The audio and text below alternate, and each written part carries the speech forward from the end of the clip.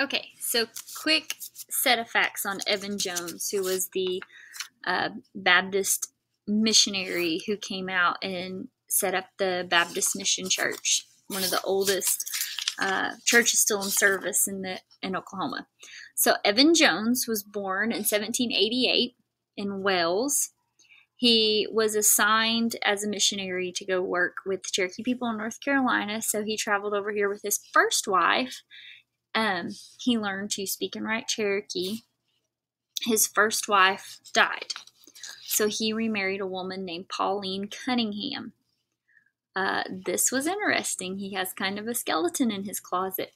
He was accused, mind you, accused, not found guilty, accused. We don't want to put a blight on anybody's name. It wasn't ever proven. Of murdering his sister-in-law and her baby. And he was the very first clergyman to be tried for murder in the United States, but he was acquitted. He was found not guilty. So I'm not sure what that was all about. Maybe you could do some more research on it. Who knows what really happened? There's no telling.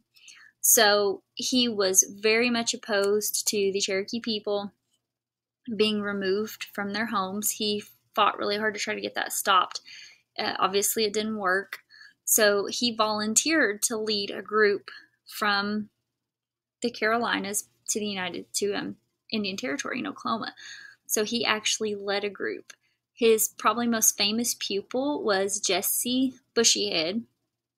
So Bushyhead worked really closely with Jones, and he was probably, not a proven fact, but probably the first Cherokee to be an ordained Baptist minister. So he was really instrumental in working with Jones. Jesse Bushyhead actually led a group of Cherokee people out to Indian Territory, and Evan Jones was closely behind him with a second group. He, on Jones's group on the Trail of Tears, experienced 71 deaths and 5 births while they were en route. So 71 people died, 5 people were born en route on the Trail of Tears. After arrival, Jones set about building the Baptist Mission School near Westville. So it sets up on top of today what we call Mission Mountain. Jones called it Pleasant Hill, and of course we know the Cherokees called it Breadtown. So he had a super interesting life. It gets more interesting. In 1856, he organized a secret anti-slavery organization. He called it the Katuwa Society, and I hope I'm saying that right. Katuwa or Katuwa, I'm not sure how to say it. To counter the influence of another secret group that was for slavery. So he set up a secret group that was against slavery.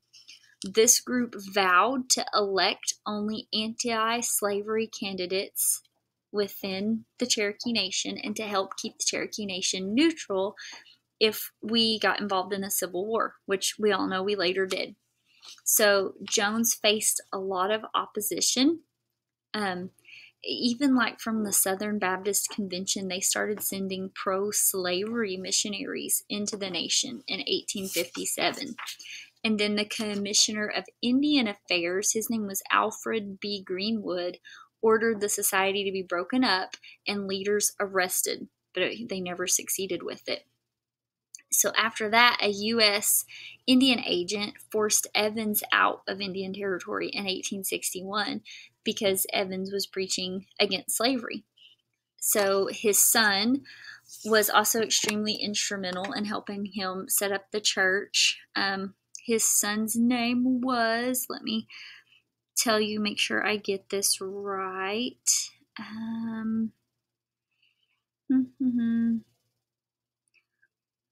John. It was John B. Jones. That was his son. John Buttrick Jones. That was the boy. So he helped his dad. He was also a minister, and he helped his dad with the church. And then during the Civil War, he went to, I believe it said Illinois. Yeah. The younger Jones spent the Civil War in Illinois. A year later, Evan Jones also fled from a pro-slavery vigilantes who threatened his life. So after the Civil War, they came back to Cherokee Nation. where they both lived and died, obviously. So it says at the very end of all these facts, here's how it wraps it up. It says he retired from all mission work in 1870. He died August 18th, 1972. So just 2 years after he retired, he died. His wife, Pauline, the second wife that he had married, she died September 17, 1876, and both are buried in Tahlequah. So this is what they said about Evan Jones after he died. He was a man of scholarly attainments and acquired the Cherokee language and spoke and wrote it freely. The confidence in which he was held among the Cherokees who venerated him as a father was never impaired. Even in the hours of his last illness, they came from far and near to hear a few last words of comfort in their native tongue from their revered friend. For the last 3 years, he resided at Chitopa, Kansas, at the home of a daughter, and was on a visit to his son at Tahlequah at the time of his death. He was sick only a few days. The previous Sabbath, he had attended church and heard his son preach. So, he had a really interesting and eventful life. Found one skeleton in his closet, but we don't know if it was true or not. He had to be very intelligent to pick up Cherokee language and be able to read it and write it. And he also cared a lot about the Cherokee people and tried hard to have the right thing done by them. And I thought it was pretty admirable that he even volunteered to lead a group here and relocate his whole family out to Indian Territory. So that is the history on Evan Jones. Thought it was interesting. I wanted to share.